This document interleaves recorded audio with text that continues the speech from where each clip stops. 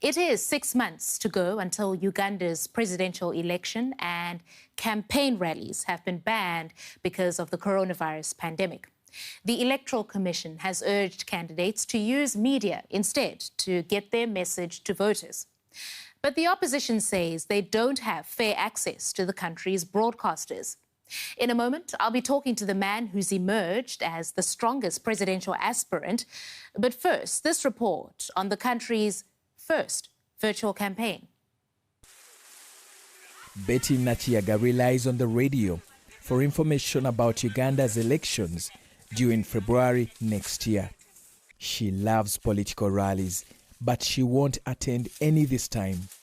Uganda's electoral body has banned them to stop the spread of the coronavirus. I like it when a candidate talks to me directly, and I can also ask what I want. Entirely depending on the radio is going to be hard. On top of print, candidates now have to mainly campaign via the radio, television, and the internet. We are in the third stage of community transmissions. It means that we need to be more alert and find ways of accepting the new normal and adjusting from the conventional ways of campaigning. But stopping candidates from physically campaigning for votes has not gone down well with the opposition. They instead accuse President Yoweri Museveni of using the pandemic to manipulate the electoral process. This is simply outrageous that anybody could consider that an election held in such an environment, limited to media, can be even most remotely considered to be an election that is free or fair. Right from conception to the end, this is about Museveni. But the government maintains that it is public health first. We are all aware that COVID-19 is here in Uganda, and we are also mandated to make sure that Ugandans are given information and they are protected in one way or another. So it would be very unfortunate for anyone to believe that government is taking advantage of the situation. But even media campaigning will be difficult. Demand for airtime could overwhelm local stations and the country's online network. More than 2,000 candidates are vying for elective public offices, from village level to the presidency, all at the same time. Even if you committed all the airtime on the 292 radio stations for a period of 3 months or so, still you would not be able to meet the demand. So where are people going to campaign from? Even if you decided to say, okay, fine, some will use radios, others will use other social media platforms. The internet penetration in Uganda doesn't exceed 50%.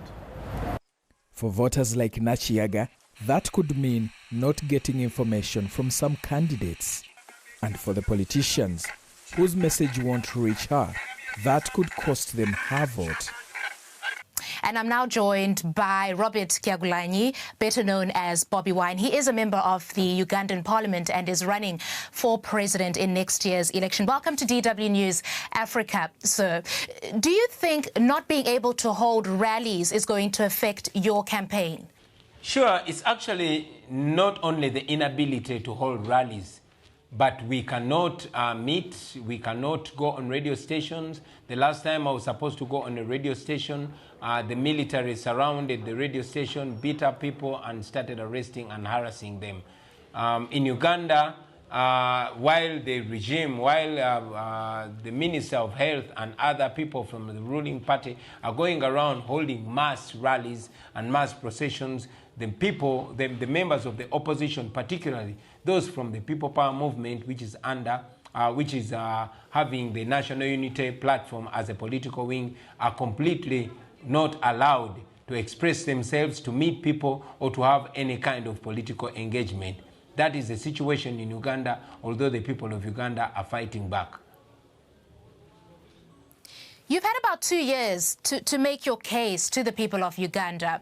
Why would Ugandans suddenly forget you because they've not seen you at a rally? As a matter of fact, for the last 2 years, we have been completely blocked from reaching the people. I used to communicate to the people of Uganda through my music, but today my music is abolished. My music was abolished 2 years ago, and all my songs are banned from playing on radio stations, and my voice completely banned from radio stations. We had hoped to use the campaign period to communicate to the people of Uganda and reach out to them, because the government in Uganda was always claiming that it was not campaign time. And now that it's campaign time, President Museveni is trying to use or manipulate the COVID-19 situation in Uganda to stop us from reaching the people of Uganda.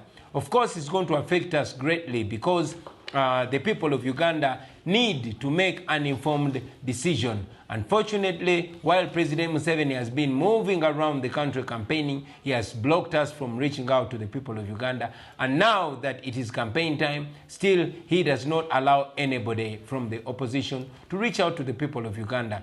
I must say, like I said before, that the Minister of Health, who signed the regulations blocking gatherings, is going around holding rallies and holding processions. Recently, the Minister of Justice and Constitutional Affairs was also having a big rally and later on a procession. And even the Vice President of Uganda held a rally very recently. So this has been the way the NRM regime, which is in the party in government in Uganda, has been misusing the COVID-19 situation to gag and curtail our freedoms of expression and, interaction. Mr. Kyagulanyi, let's talk about the election itself. Your country, Uganda, has had the same president for nearly 3 decades now. Wouldn't the opposition in the country... For more than 3 decades. Fair enough. Wouldn't the opposition stand a better chance if it were united? You've not been able to form alliances with other opposition members. Isn't that self-defeating? Well, I must say, yes, unity is a solution against any dictatorship. And we have examples in the recent past, and the most recent being the election in Malawi that was massively won by the opposition because they came together. But again, I must be quick to say that the opposition does not only mean the politicians, but it means the people that are opposed to the dictatorship in Uganda. I and my team have spent the last 2 years talking to all the political players, all the political groupings in Uganda, so that we can come together. Unfortunately, there has been a lot of interests that we have not been able to agree. That being said, I know that the people of Uganda are way ahead of us. I am convinced that the people of Uganda are already united. They've been telling us while I lead the People Power Movement, and it's for the sake of the election that I, together with my team, had to create the political wing of the People Power Movement, and that is the National Unity Platform. We did this because we knew that we had to answer the cries of the people to unite. We established the National Unity Platform to unite all forces of change, but it had to come as a political party. And right now, as we speak... Sorry, I must interrupt you there, because I do want to ask you this, right? What do you have to say to Ugandans who think that you've done a great job in using your voice to amplify the voices of others, especially young people in the country? But they argue that that doesn't necessarily make you presidential material. Well, I'm not here because I'm presidential material. There are so many people who are presidential material. They are in their thousands, but they do not have a voice. I come here, I present myself as a glue. I present myself as a glue to put together all this resource. What we need right now is a leadership that will lead us through this dictatorship. Right now, as we speak, I know that I'm fully qualified to lead Uganda. But again, I know that it's not my qualifications alone. It's the qualifications of all the Ugandans that want change. I'm not doing it as a person, we are doing this as a team. But again, I must also say that I am presidential material. I'm well educated, I'm well researched and well traveled. But most importantly, if we are to compare with the president that has presided over our country for more than 34 years, he is not as educated as I am. He was not as credible as I am. And he was around my age when he came to power, when he took over the country. I want to believe that I am as qualified as him or even more. Fair enough. And I want to bring this conversation to you, Mr. Kyagulanyi, because what is it that you are offering Ugandans? Talk to us about some of your policy.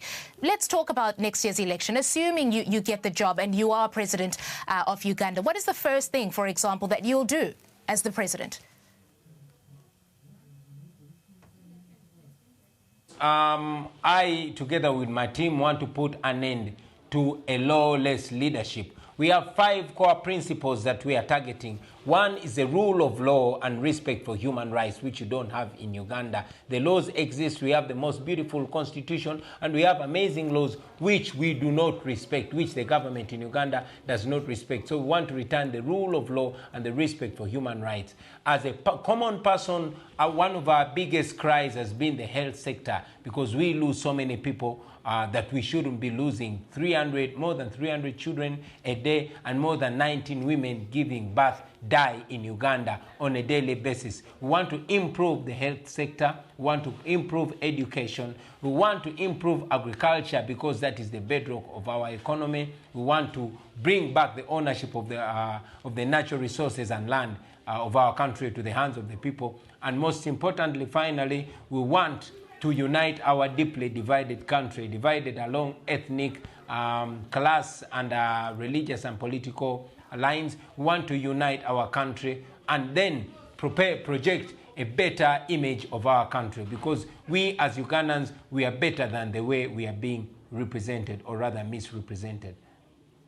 All right, that is Robert Kyagulanyi, better known as Bobby Wine, talking to us from Kampala, Uganda. Thank you, sir.